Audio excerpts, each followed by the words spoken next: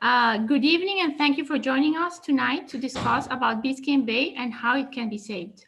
My name is Paola Ferreira, and I am the Executive Director of Tropical Audubon Society. The panel tonight is the capstone event of our Tropical Audubon Ambassador Program, our flagship environmental education advocacy program for Miami-Dade County. The panel has been open to our members and larger audience who can all take advantage of our amazing invited panelists. Please feel free to add your questions in the Q&A panel, and we will answer them in the second half of the session.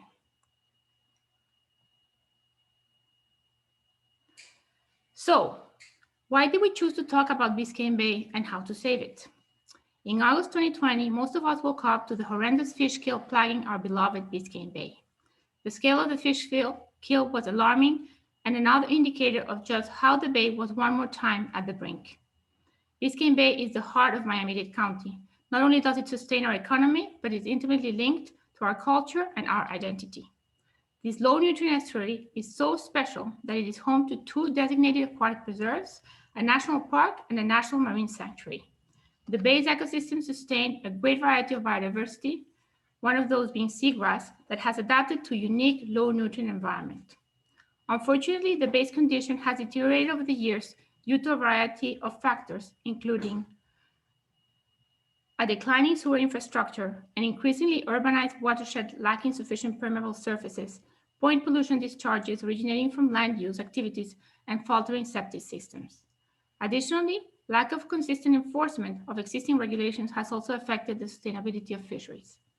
Despite the multiple challenges, we are very fortunate to be at the point where there is enormous political will to face them and move towards restoring the bay. Our mayor, Daniela Mpca, has for many years been a Biscayne Bay champion, and our Board of County Commission has also pushed forward to protect the bay.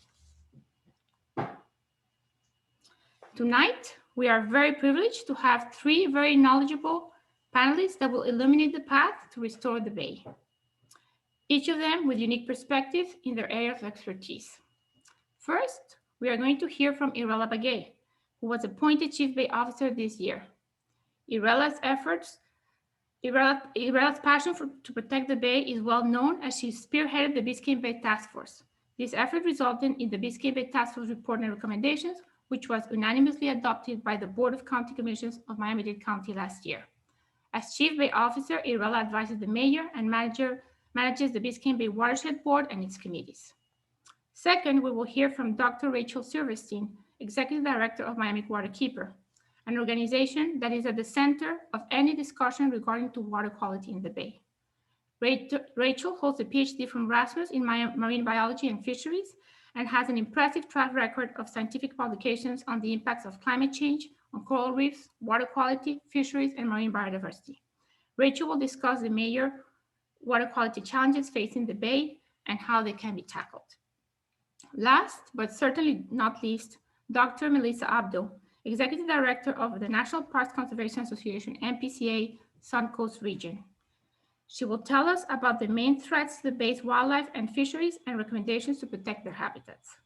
We are privileged to have Melissa as a panelist tonight, given her 15 years of experience for science-based conservation and her deep knowledge of the wildlife and fisheries of the bay and aquatic preserves. She holds a PhD from FIU in biology. Now, without further ado, we will start with Irela Bagué. Thank you, Irela. Thank you so much, Paola and Tropical Audubon, for inviting me to share an update with you tonight. It's really great to be in the company of these amazing women during Women's History Month. They work tirelessly to improve the health of Biscayne Bay, and we're so grateful. So, as many of you heard, I assumed the Chief Bay Officer position early this year, and I previously served as a chair of the Biscayne Bay Task Force, which was created by Miami-Dade County in 2019. And we were charged with developing a final report with recommendations to improve the health of Biscayne Bay. Our work really confirmed that what happens on the land ends up in the bay. And as you all can figure, that all this leads into the increased nutrient pollution and overall decline of the bay's watershed and habitat over time. And we're now seriously experiencing the results of all of that. Another thing the task force realized was that there were many jurisdictions and governmental agencies, local governments, academia, environmental organizations, all working towards helping the Bay, but there was really no central, coordinated, unified approach to that. So we can move to the next slide, I guess.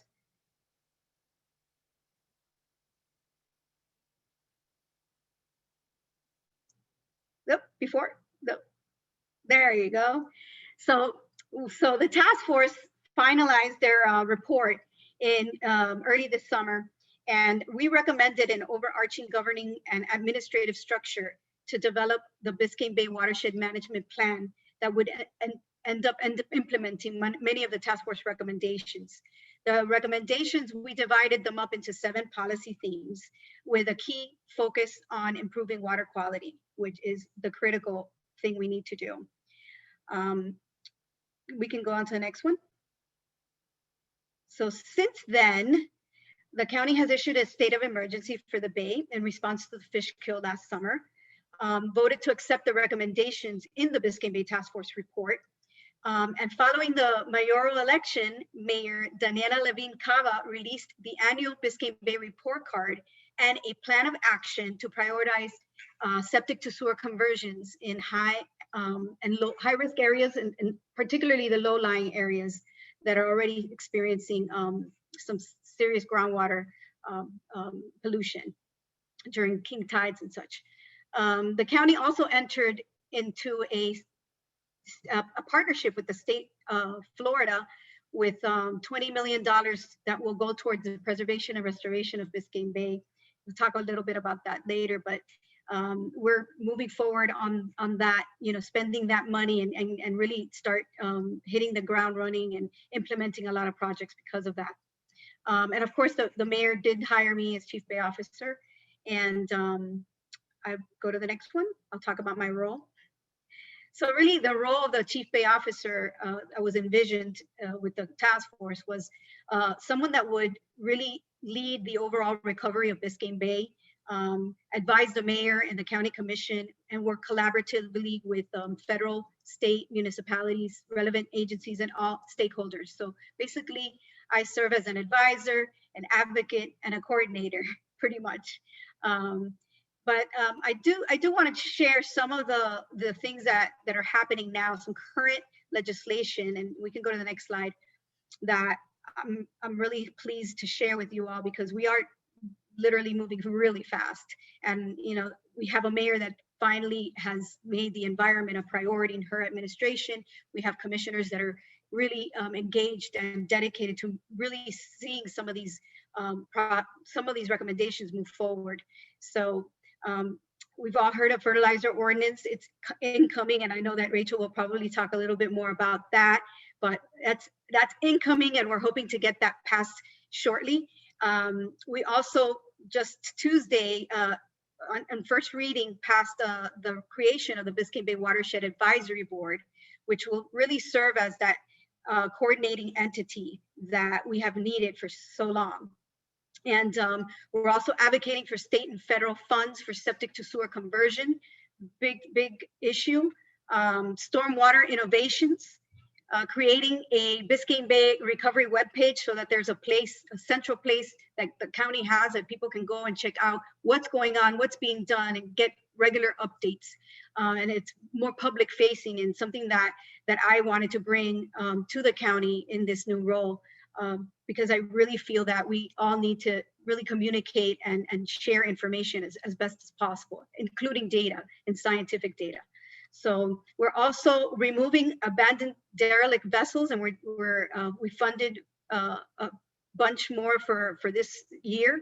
And last but not least, we're establishing a Biscayne Bay license plate and lobbying for that in Tallahassee at the moment. And that will raise funds for additional restoration efforts. And with that, I really, just want to thank all of you for being so supportive, and for Tropical Audubon to being such a great partner and advocate to protecting and conserving our natural resources. And Rachel and Melissa will all work really close together. So I'm very excited about all the progress that we're making, and because we're really running out of time, and you've all heard me say that before.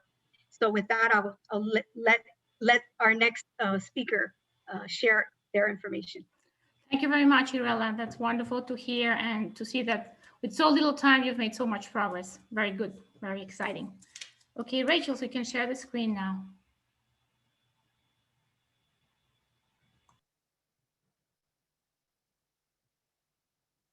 I think you have to stop sharing to allow me to share. Okay, let me see. Give me a second.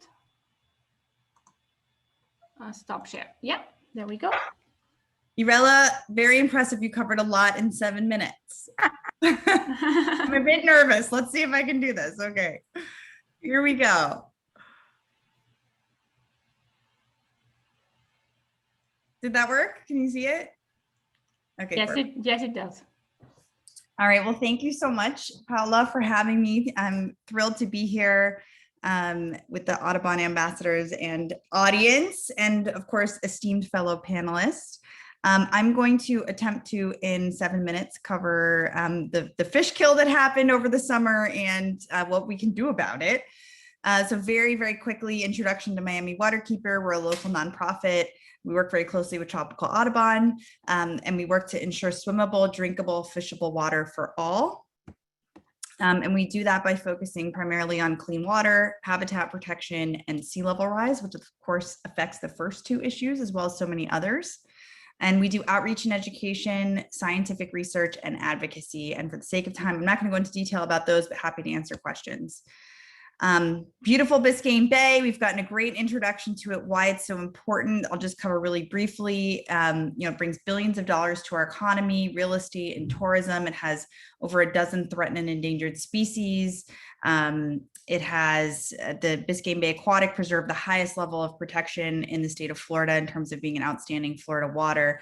I mean, really is the jewel that we've built our city around. It's a key part of our cultural and recreational society here in Miami. And I think especially during this year with the quarantine, it gave people really a sense of like freedom and calm that they could escape and have the bay to go to. And because so many people use it, but only 2 sites were being monitored on a weekly basis for what we call fecal indicator bacteria, we started a monitoring program looking at sites around Biscayne Bay where people are really using the water a lot and reporting back about the quality of the water in those places and how much bacteria is found there. And we put this onto a free app called Swim Guide, and you can actually check the app before you go to the beach. And we also put in the Department of Health app and Surfrider Miami, which is another local nonprofit that does water sampling. We put their information into the app as well.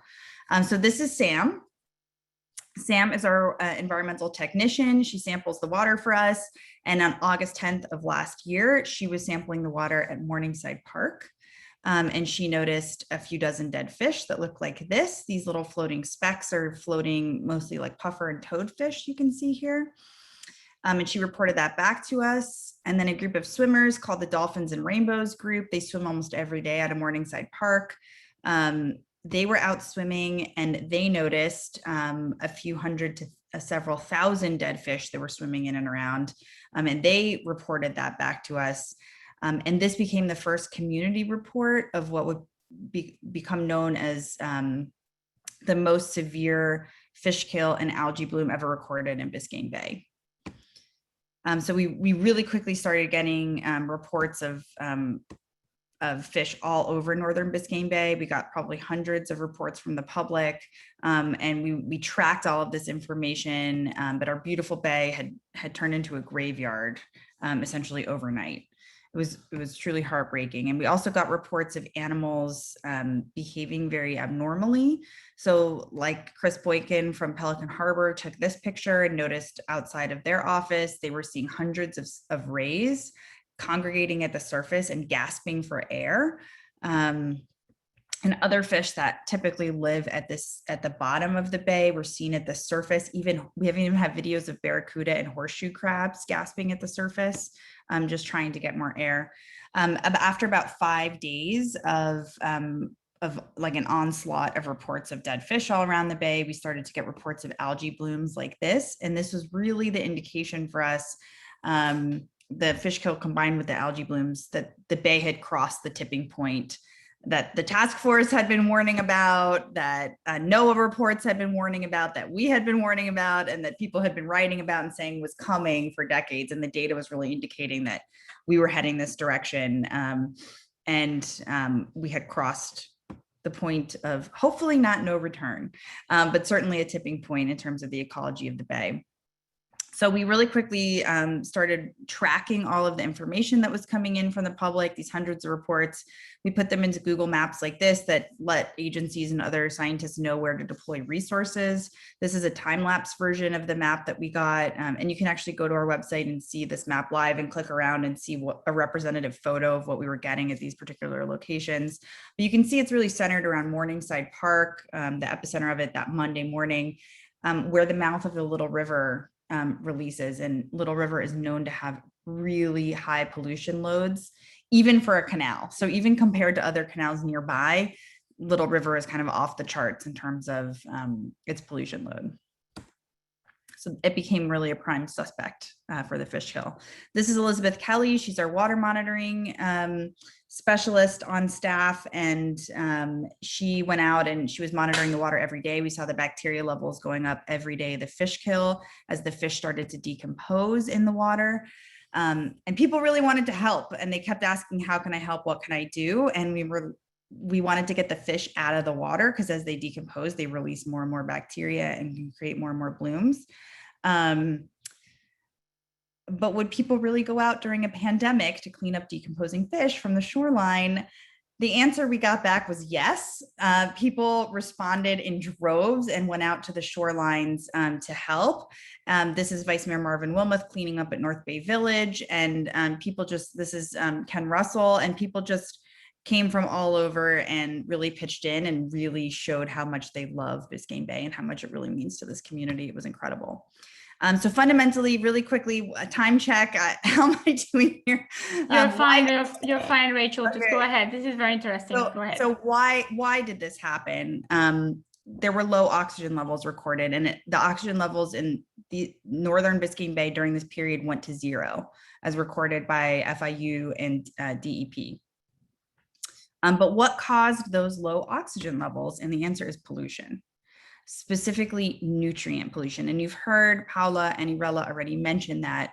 And pollution in northern Biscayne Bay, that is this kind of nutrient pollution. And nutrients are things like nitrogen and phosphorus that you might put on your yard that make your plants grow. Well, when they get into the water, it over fertilizes the microscopic algae in the water and can create algae blooms and lead to things like fish kills. And so in northern Biscayne Bay, this is coming primarily from septic tanks, from sewage leaks, from stormwater runoff, and from fertilizer overuse.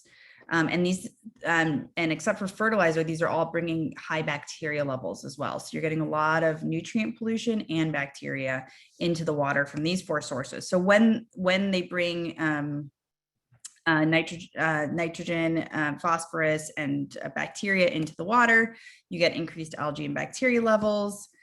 And these actually compete and use up all of the available oxygen in the water that fish and other wildlife need to breathe. And then you get the signals like the fish gasping for air at the surface. And if things get really severe, as they're more likely to do in the summer months when the water gets warmer, and it is warmer water has less capacity to hold oxygen anyway, you're more likely to see these fish kills. And in some parts of Florida, they get this every summer. But it is, again, not normal and not common in Biscayne Bay. When those fish decompose, you get more nutrients and bacteria, you get the blooms that we saw a few days after the initial fish kill, and it can create this cycle. And algae blooms can also lead to a die-off of seagrass, which can compound the problem because seagrass produce oxygen for the environment. And so if you lose your seagrass, you're much more vulnerable to the impacts of pollution. So here's our seagrass, just north of the Julia Tuttle. This is right where the fish kill happened. This is 2011. That dark area north of the Julia Tuttle is the seagrass. In just 5 years, over 80% of it disappeared in 5 years. And this is like a very common pattern of how bodies of water die. You put in too much nutrient pollution, you lose your seagrass, and then you start to get fish kills. And we're on that trajectory right now, but that again does not mean that the trajectory can't be reversed. So I want to really quickly, I will promise I will be quick, go through each of these and what we can do about them. First is fertilizer. This is kind of the lowest hanging fruit because it doesn't involve major infrastructure investments that can be very expensive, as I'm sure Irela is very aware, trying to get some of these projects done. So fertilizer overuse. We have been working for the last 3 years on a series of fertilizer ordinances specifically designed for South Florida. And the basic tenets of these include not fertilizing in the summer months when it's so rainy. Almost as soon as you put the nitrogen and phosphorus on the ground, it's washed away and gone down the drain, and it has not been taken up by your plants. It has become water pollution, even though you probably didn't intend for that to happen. So between like May to September or so, no fertilizer, and you don't need it. Our soil is also very rich in phosphorus, so you don't need to ever add phosphorus. You can look for zero phosphorus fertilizer mixes, and just keep fertilizer about 15 to 20 feet away from storm drains and waterways. So there's more in there, obviously, than these 3 things, but I point those out. And really exciting news, we have now passed 8 of these fertilizer ordinances between Monroe and Miami-Dade County municipalities. Just this week, Miami-Dade County passed the first reading of a very, very strong fertilizer ordinance that we started working on with then Commissioner Levine Cava, that has now been sponsored by Commissioner Higgins, now co-sponsored by Commissioner Heyman. And we're very hopeful to have this done before the rainy season starts this year. Fingers crossed, that would be fantastic. And to be able to have the data to see whether or not this has had an impact on water quality. We have a lot of green lawns right next to our bodies of water that are very, very sensitive to nutrient pollution, as we know. So septic tanks, this is a big one. We did a big septic tank campaign last year after a year of research into septic tanks and the problems in Miami. This is actually a new septic tank that was permitted in Coconut Grove that's already full of water. And we have in Miami-Dade County over 100,000 septic tanks, probably more like 120,000 septic tanks.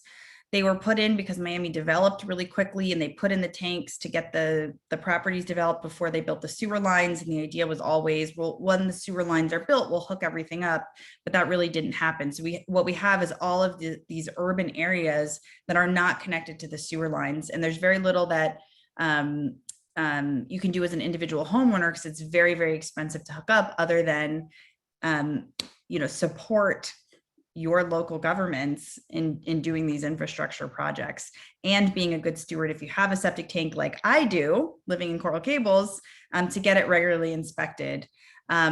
Also, you have the septic tanks need about 2 feet of dry ground between the bottom of the tank and the start of the water table to properly filter the waste. Because of sea level rise, over half of the septic tanks in the county likely don't have that necessary 2 feet of dry space that they need. So they're not properly filtering the waste, and it's going into the water table that can really easily pass into canals in the bay. So this is not only an environmental problem, this is also a public health problem. And for me, I think that this is the #1 thing that we can do, especially in northern Biscayne Bay, where we saw the fish kill. We have dense septic tanks. I think over half of the septic tanks in the county are around northern Biscayne Bay. For me, that is a priority, to get those septic tanks hooked up to the sewer system in northern Biscayne Bay for sure. And we've known that this is a problem for a long time. This article in 1949 pointed out that the septic tanks are a problem. In 1970, the federal government said, get rid of the septic tanks. I'm going to skip over some of this because for the sake of time.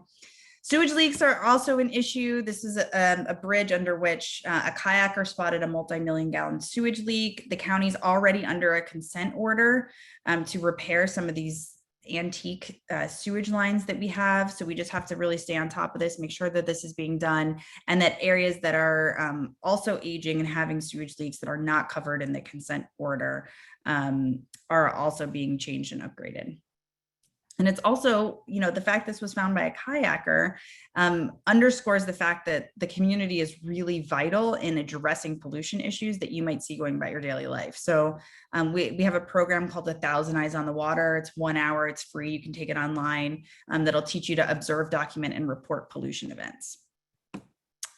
So stormwater is any rain or water that falls on the ground that is not absorbed and runs down into the street and out a drain, almost entirely untreated, into a local body of water. And it brings with it debris, pet waste, grease, oil, chemicals, all sorts of nasties.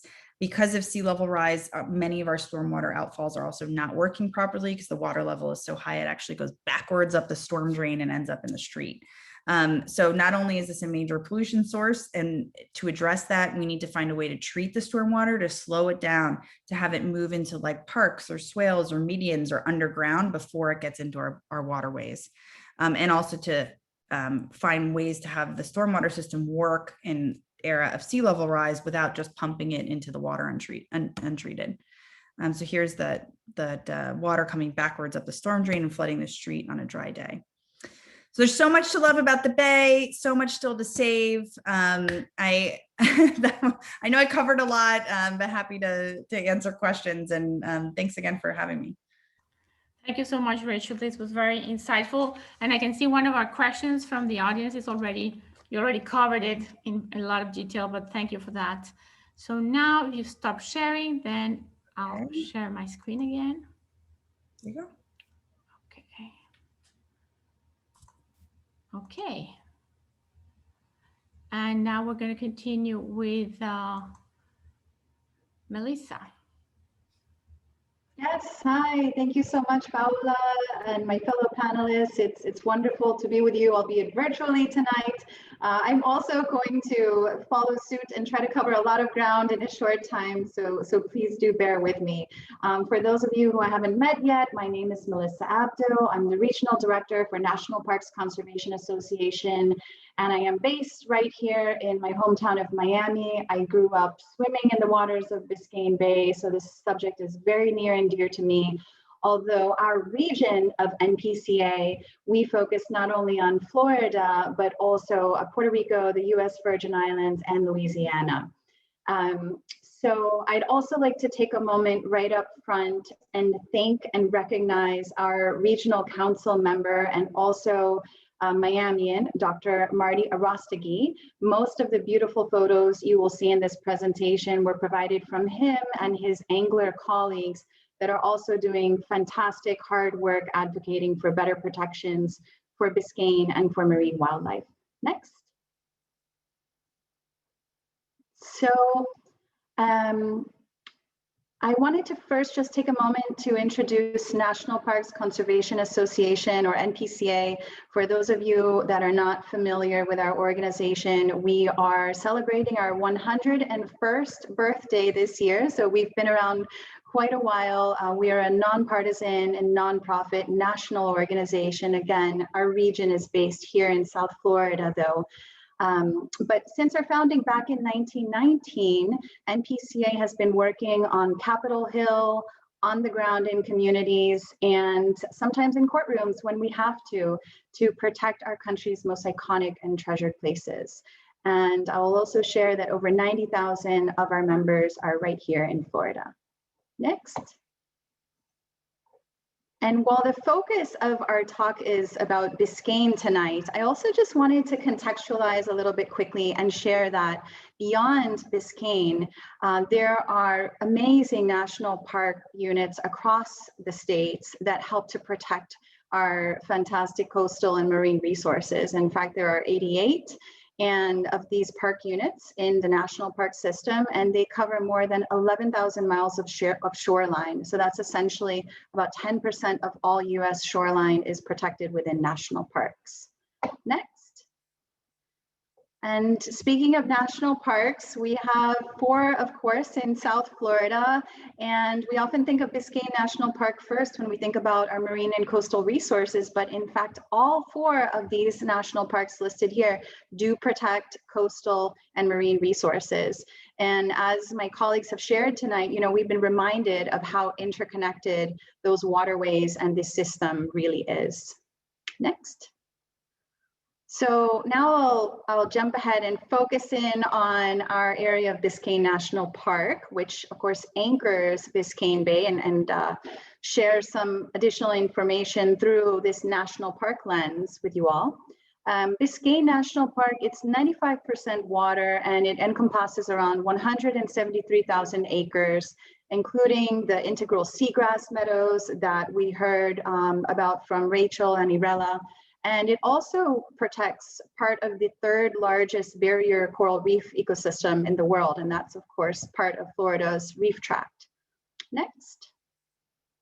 And unfortunately, despite the intended protection for Biscayne National Park, there have, of course, been decades of decline occurring that are impacting Biscayne's resources. So we've certainly seen that not only in terms of water quality, but really what I'm going to focus on talking about, which is in the coral reefs and fisheries. So our growing population in South Florida has led to this sharp increase in just the sheer number of people that are using the park. And that has also led to overfishing and habitat damage. And of course, climate change is causing ocean acidification and coral bleaching, and that's also contributed to our issues in Biscayne. And currently, live coral cover is estimated to only hover roughly around 3% inside the park. Next slide. And many of the fish species within Biscayne are also overfished.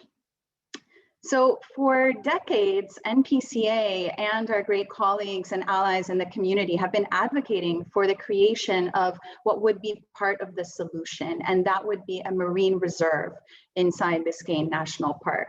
And back in 2015, we saw the National Park Service actually approve the creation of a marine reserve in its general management plan. And there's a map from that plan on the screen as well. And this would only protect a tiny percentage of Biscayne National Park and still allow fishing throughout the rest of the waters. But unfortunately, the Park Service never actually went through with creating the marine reserve, and it remains on the books only today. Next. So Biscayne National Park, we know that it needs its marine reserve to be implemented. And of course, this will anchor the bay and help the fisheries throughout the entire bay. So now I'm going to focus briefly on how science shows us this solution will benefit. Next slide. And so we know that science studies have been done for decades now. Much like Rachel mentioned, we've known for decades about the septic problem. We've also known for decades that we need to implement these science-based solutions to protect our marine resources. And it's because, among other reasons, they're all connected. So doing a positive solution in one area will benefit the rest of the ecosystem. Next. And we know that, yeah, again, this will benefit not only Biscayne, but the connected communities, ecosystems in South Florida. Next. Sorry, I'm trying to fly by and be cognizant of time for everyone as well. No worries, Melissa, you're doing fine. Okay. So one of the factors of decline, or one of the facts showing the decline, is that we know, based on a NOAA report back from 2001, that stock biomass has been critically low for important fish species in South Florida. Next. And we also know that populations of fish species that we think of as being iconic to Biscayne are also currently at unsustainable levels in South Florida. And we've known that for a long time. Next. And in the National Park Service's own words, we also see them stating clearly that fish populations have been declining in South Florida, including inside Biscayne National Park, for decades. And that was a direct quote from 2013. Next. And so we've heard from colleagues tonight about a lot of the threats and factors that are causing this decline. But one of the ones that I want to focus on very briefly now is overfishing. Next. So overfishing we know that in Biscayne, being right in the backyard of metropolitan Miami and all the surrounding communities, that there has been a serious increase in the registered recreational fishing vessels in our area. And this has definitely led to unsustainable fishing levels. Next. And so Marine Reserve would offer a solution for Biscayne. Again, this is a solution that has been mentioned in the literature for decades now, and it's a necessary conservation tool that needs to be implemented in Biscayne. Next. And so Marine Reserve, some of the benefits that we hope to achieve in Biscayne from having a Marine Reserve implemented would be that we're going to see great increases in the size of fish, the diversity of fish species, the abundance of fish and plant life. And just to be clear, what we're referring to when I say marine reserves is an area that will not allow extractive uses such as fishing in that reserve area. Next. And so Paola, you can skim through these slides and slowly until we get to the end, but these next slides are basically just going to show the benefits of marine reserves and some of the science, what science has shown us. For example, here we have seen 446% increases in the biomass of plant and animal life within reserves. So these numbers are really astounding. They're achievable in relatively short periods of time, several years. You can already see a marked increase. So we know that this will provide real benefits to the system. And keep going, Paola. Thank you. Keep going.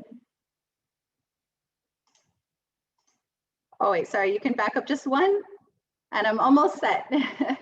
So I just wanted to point out that not only will these reserves benefit the biodiversity of the marine areas, but they're also going to benefit fishermen and fisherwomen out there. So they also benefit the surrounding fisheries. When you have a marine reserve implemented in one area, you have the commercial and recreational fishers that utilize the areas outside also seeing marked increases or marked benefits. And so now I will close. If you go to the last slide, Paola, kindly. And I just wanted to thank you all again for participating and listening, being here together tonight. Thank you so much. Thank you, Melissa. Your pictures are just, gorgeous and very inspiring for us to love the Bay even more. So we're gonna move now to more like the panel section. And we have here some questions that we'd like to discuss. And we have a large number of questions from our audience. So I'm not gonna, just take too long on this session so we can listen to our audience questions as well. So the first thing I wanted to ask Irela is, can you explain to our audience how Everglades restoration is connected to the well-being of Biscayne Bay and why residents of Miami-Dade County should care about what happens in the Everglades? So that's a tough question in a way, but in a small snapshot, I would say it's all about water quality and increased fresh water into Biscayne Bay. So I know that we've all heard over years and years and years. We've been at Everglades restoration now for over 20 years, and there are some projects that have been moved forward. They're all kind of interconnected, but the Biscayne Bay coastal wetlands aspect of it was split up in two, as you all know. And the reason being is that we really need to find more water, more fresh water. And right now that's what we're engaged in. And we're in, we have advocated aggressively, I would say, to kickstart the second phase of that project and the planning phase, and really deep diving. Everybody is on deck. We have many folks working on the project delivery team, trying to find that excess water, because most of the water right now is going to Everglades. And what happens is that if we don't start introducing fresh water into Biscayne Bay the way it normally, historically was created to do, we're going to start dealing with more saltwater intrusion, because of sea level rise and climate change. You've already saw a few instances and pictures of king tides. So we really need to keep that, division of freshwater and saltwater, together in an estuary type of ecosystem. But people should care because it's also our water supply. Right. And, at the end of the day, you hear me say this all the time, the environment is the economy. And so, and we're all paying for Everglades restoration, folks, we all pay taxes. And so we really want to start seeing movement quickly. We have over the past, I would say 4 years. That's why we've seen so much progress, because there was a significant amount of appropriations from the federal government and state government, because it's a 50-50 match. And so when everyone's coordinating and investing together, that's when we're starting to see movement. But we need to keep that momentum going. We really need to advocate at the federal level to ensure that states doing good with our part, but to ensure that they keep their half of the bargain on the table, and they don't, reduce it, because we have to finish these projects. Yeah, share the cost like it's supposed to be and keep at the same pace so we can keep moving forward. So this is a good segue to our next question that I had for Melissa. So we know Everglades restoration also benefits Biscayne Bay, like Irela was saying. Can you speak to some of the specific projects and what benefits to the Bay might result from them? Yeah, sure, I'd be happy to. I'd emphasize, like Irela was saying, that it's Everglades restoration. It's a state and federal partnership. That it's such a massive project that sometimes it's hard to kind of wrap our head around which specific projects are actually going to benefit the Bay, even though it's important to remember, as she said, that all the projects are going to benefit our drinking water supply, help protect our region from saltwater intrusion, and help imbue climate resilience in the face of increasing strength of storms. So it's going to benefit, but specifically, all of it will benefit, but specifically, I would say that the Biscayne Bay and Southeastern Everglades Restoration Project, or I think I got that right, the acronym is BBCR, as we usually refer to it in the community. That project would definitely benefit Biscayne's coastal wetlands by amplifying the amount of clean, fresh water that is flowing through to those important wetlands, which again, think for locals, think of the areas around Deering Estate, Matheson Hammock, all those mangrove communities that are connected to the Bay. So that project will benefit as well. There's another one called the Combined Operations Plan, or COP, as it is also known locally. And that is essentially the plan that dictates to the water managers in our region how the plumbing infrastructure that has been created through Everglades restoration, how that infrastructure will be used to flow water. So that is also going to, the implementation of that project, which is really about managing flowing the water, will also play a part. Thank you, Melissa. Great. Very insightful. Then, Rachel, I wanted to ask you, why is it important to address the health of the Bay from a watershed perspective? Yeah, I think we covered some of the reasons why, Biscayne Bay is important to the community from environment and ecology and at a species level, and also, at an economic level, as Irela mentioned too, it's also really critical. So I think,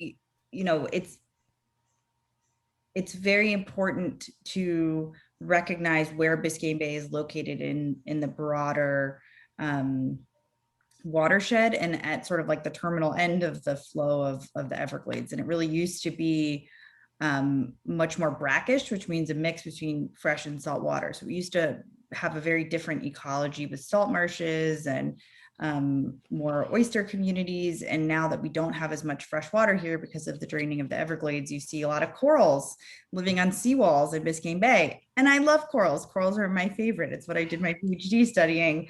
But it's really a very recent development to be having these more marine creatures making homes in Biscayne Bay. And it really is a signal that Biscayne Bay is becoming more of a marine environment than a freshwater environment. And so one of the only places that isn't developed in Miami that you can still do some of these restoration projects is in the southern end of the Bay, Deering and further south as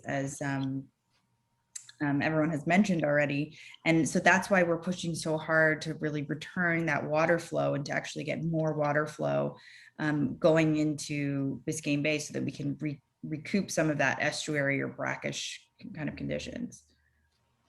Thank you. And I guess, like you said, everything that happens in the watershed will end up in the bay through, the pictures you showed were made that very clear. So that's why we need to have a watershed approach as well. Yeah, and on that note too,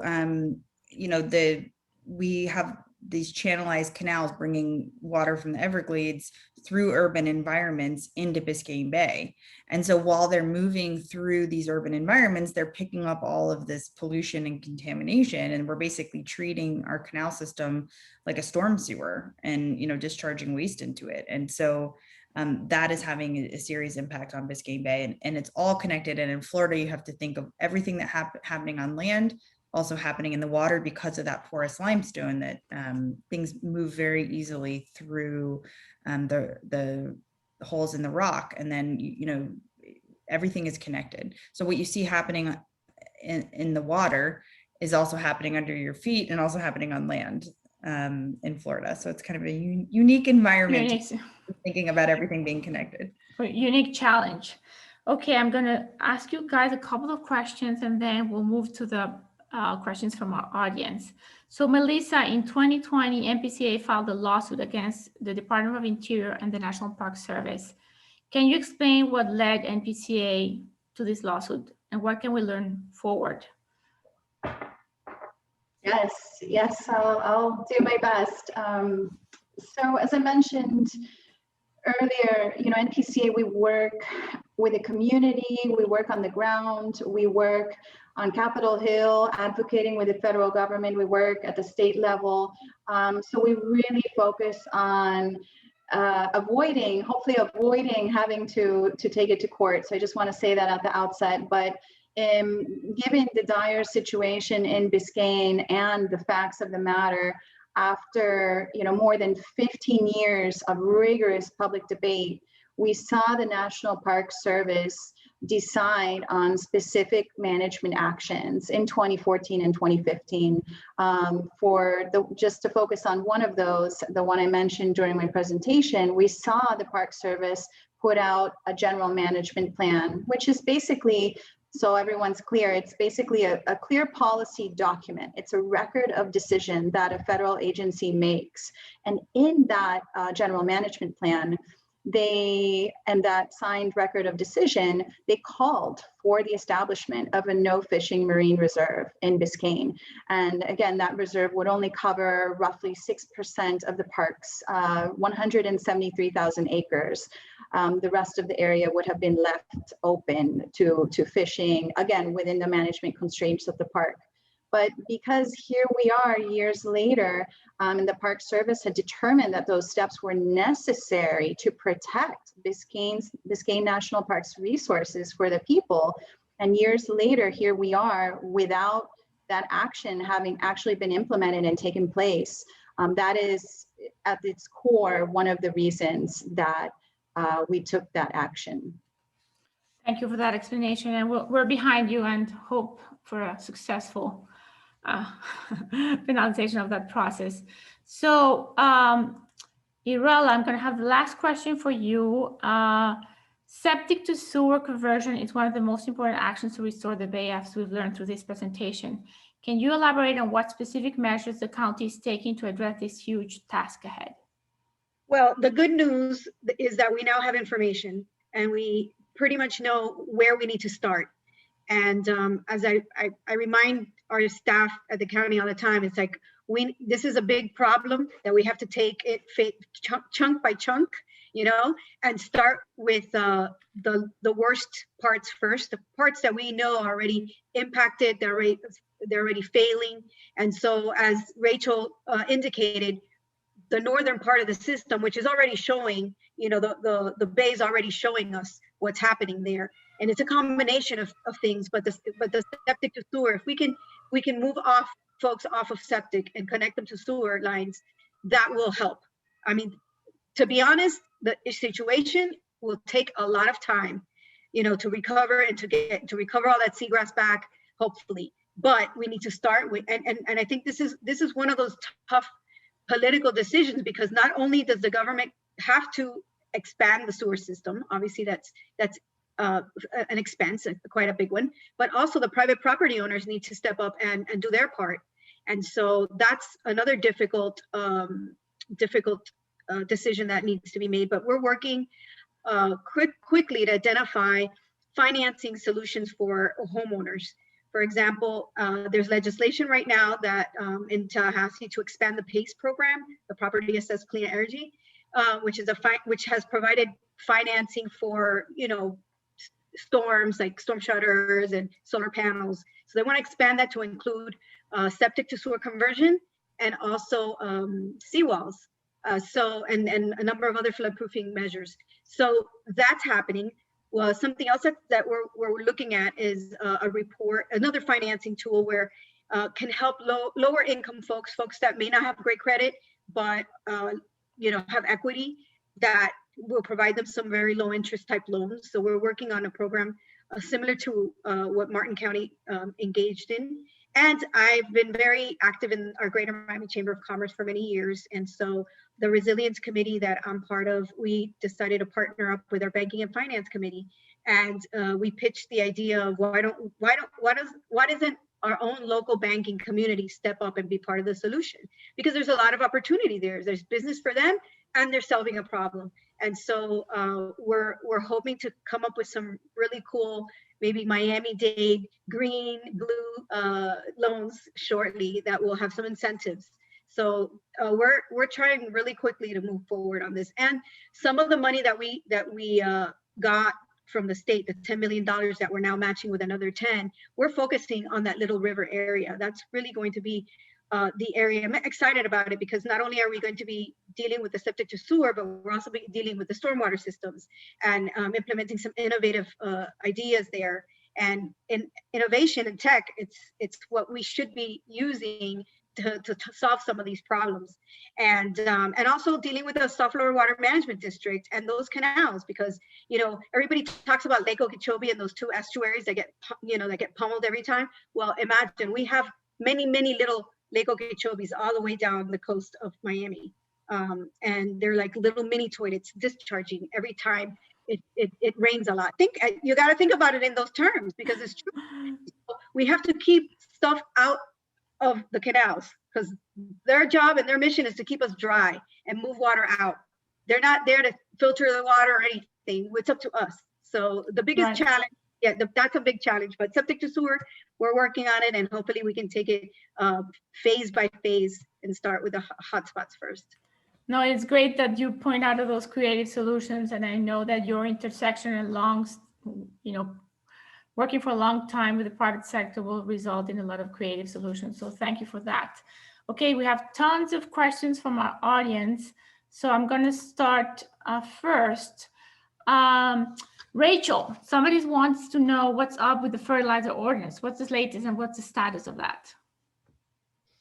Yeah, so the status is, as I mentioned, we've now passed 8 ordinances at local municipal levels. And the strategy there was really to go to the local cities and to get them on board, and then to get all of Miami-Dade County to adopt this fertilizer ordinance. So we started working on this with then Commissioner Daniela Mpca, now Mayor, and Commissioner Higgins co-prime sponsored. So now she's carrying the torch, which is fantastic. And I think recently Commissioner Heyman also agreed to co-sponsor a countywide ordinance. So we're really pleased with the language of the ordinance. It's very strong, and it successfully passed on first reading, for all intents and purposes, first reading at the commission this week. There will be a public hearing when it goes to committee in April. And then we're hoping that the second reading will be in May so that it can be adopted before the rainy season starts, which is really critical for the fertilizer ordinance effectiveness. So fingers crossed. We are really hoping that this will be law in Miami-Dade County by the summer. And then we also really want to do the same in Broward, because they do have a fertilizer ordinance, but we think it has it could be stronger. And Monroe County is also in the process of moving a fertilizer ordinance too. So our goal is strong fertilizer ordinances in the 3 counties by the end of the year. Fingers crossed. Fingers crossed. Well, cross our fingers for that. Okay, And another question. you can sign our fertilizer petition on our website and then get information about what's going on with fertilizer stuff. Okay, great. We'll share that for sure. Okay, I have a question here. Has there been any progress at the government level recently on reopening the possibility of Biscayne National Preserve? Would the reserve also restrict research activities? I think that's for you, Melissa. I'm not sure I'm completely understand the question, but Yeah, I guess would there be like restrictions on research activities is one part of it. Okay, I'll just clarify by saying that there is currently no marine reserve inside Biscayne National Park. It does not exist in the real world. It exists within the general management plan that was signed, and I believe that one was signed in 2015. There was also an important decision made in 2014, so I'm pretty sure this one was 2015. Sorry, it's been a long day, but there's currently no reserve in existence. So I'm not sure what this person is referring to, but I can say that we certainly need that reserve to be implemented. And if and when we see that reserve implemented inside Biscayne, that will only restrict fishing in a mere roughly 6% of the park's waters. And currently, that restriction does not exist within Biscayne. Perfect. Thank you for clarifying that. And it will not restrict research, of course, then. Okay, I have another question here. Where can the public see the statistics on how much fertilizer is in the bay? So I think rather than thinking of it as just fertilizer, I would think of it as nutrient pollution, and nutrients are things like nitrogen and phosphorus that are components in fertilizers. And that those can come from those four pollution sources that I mentioned: septic, sewer, stormwater, and fertilizer. And Miami-Dade County has been monitoring the nutrient levels in Biscayne Bay for decades. They have a 40-year data set. And NOAA, the National Oceanic and Atmospheric Administration, and Chris Couples' research group recently took all that data and published a study on it. And it shows, surprise, surprise, that we're an exceedance of our nutrient levels that we're supposed to have, and the rate at which chlorophyll, which is a component in algae, so it's basically a proxy for how much algae you have in the water, that is increasing at an alarming rate. So we're getting more and more algae buildup that's turning the beautiful clear water you can see behind Irela right now murky and brown or green, and that's part of what is killing the seagrass as well, and also leading to this fish kill. Thank you, Rachel. Going to share, Paola, I'm also going to share the Biscayne Bay report card that has a lot of data there that folks can absolutely do. And just to let everyone know that the next report card will probably be coming out shortly. That's data from last year, so it's always a little bit behind, but we're expecting that to come out sometime in April. Thank you so much. Perfect. Great. So here is a question that I think is related to the curtain wall that was approved last week. So the question is, will the barrier wall that was just approved impede groundwater flow to Biscayne Bay? So who wants to take that one? From what I've been told, no, it will not impede freshwater flow into Biscayne Bay. Great. Good. Yeah, and I would just add to that and say that my understanding is that it's actually going to help keep freshwater in the ecosystem trajectory. So benefiting as key Everglades National Park, it's going to help keep that freshwater benefiting the ecosystem areas where we want to see those benefits. Yeah, that's what I understand as well. Thank you for that, ladies. Okay, I'm going to take a couple of questions more. If you can stay on a few minutes more, thank you. How can we help on hands-on basis with the issues you have presented? So I'm going to go first, I guess. First, if you're interested in advocacy and participating in the civic process, we recommend you sign on to our Tropical Audubon Ambassador Program. This year we ran 3 tracks: Biscayne Bay, Everglades, and Smart Growth. Next, for the 2021-2022, we're going to add an exciting track on climate change. And that's a way we will give you tools on civic education. We'll tell you about how the county government works, how the Florida government works. We'll give you information about what is the importance of the different ecosystems we're analyzing and what are the issues that must be addressed. So Melissa, you're going to be proud to know that our ambassadors know what BBC is, because we've been like talking about BBC quite a lot. And I know that, of course, Rachel and Melissa, your respective organizations have programs on how people can help. So you could talk about that. That would be great. Yeah, I can jump in. So we have a junior ambassador program for high school students. If you know, there you go. High school age students who are interested in getting involved in environmental leadership training. Actually, the applications are going to open for that soon for starting next academic school year. And then we also have, for people of any age, the 1,000 Eyes on the Water program. This teaches members of the public to observe, document, and report pollution that you might see going about your daily life, which could be on the water, it could be near the water, or it could be like nowhere near the water at a storm drain at the end of your street. You never know when you're going to see pollution, and this will train you how to report what you're seeing in a way that is really helpful for people that are going to be responding to it. And that is free. You can find it on our website, and it takes about an hour to complete the course.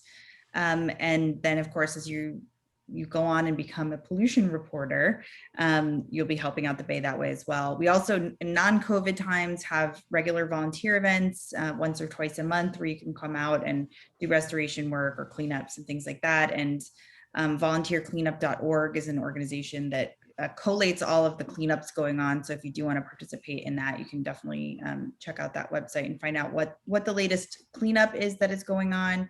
And then we also have a lot of educational resources on our website. If you look at Explore More page, we have developed a whole bunch of different curricula on different topics, specifically this year during COVID, so people can learn remotely and have those resources. Excellent. Melissa, I know you have some tools in your pocket as well. Sure. I'll just chime in quickly and say that, yeah, I would encourage folks to sign up for all the updates that you can, really. I know that it's a lot for us to tackle in these days with all of the Zoom life that we're all living, but I think that there are really relevant updates being sent out by our respective organizations. And we specifically focus on, I know at Npca, we don't send out a ton of updates, but we do focus on action opportunities where there's a specific policy or decision that's going to be made, whether it's at the municipal level, state, or federal level. And we notify our folks in our online community of those opportunities so that you can weigh in a timely manner and raise your voice. And I would just emphasize that your voice is absolutely necessary in implementing change, and civic engagement is absolutely necessary. It is critical. Okay, I'm going to take one last question that I think has Irela's name on it. And then to all the other questions that our audience sent, please, we'll send it to, you can contact us at ambassadors@tropicalaudubon.org, and we'll make sure to reply them.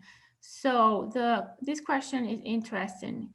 Is there a focus on implementing more advanced water treatment in the canals that are moving through the urban environment into the Bay? I don't think so, but that's a conversation that, I mean, the key is keeping nutrients out of the canals to begin with, and debris out of the canals to begin with. The biggest challenge that I have with this job is public education.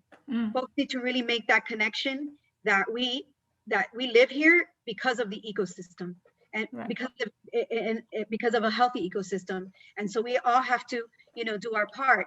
We're blessed that we have a very diverse community, but within that, there are folks that come from all over the world with different cultures and different habits. And so we really need to do a better job to help folks understand that connection that we have, that we're literally sitting on the water that we drink. And so, that is a challenge.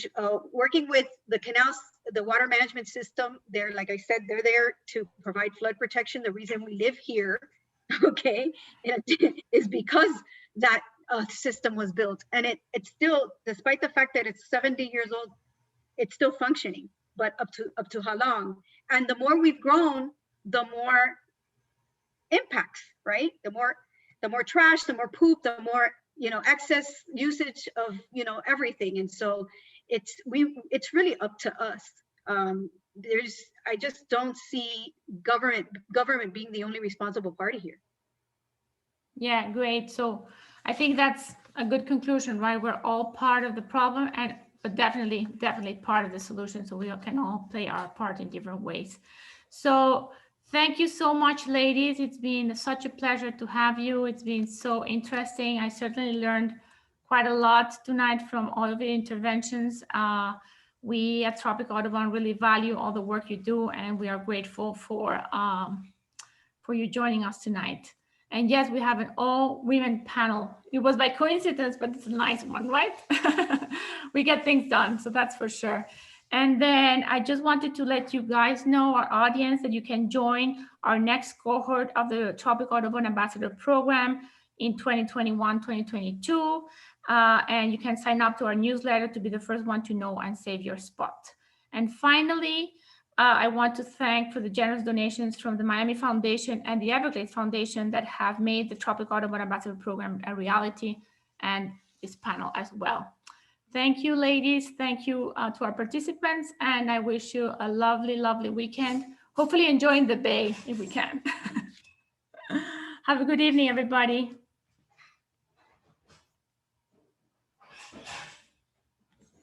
Thank you, Melissa.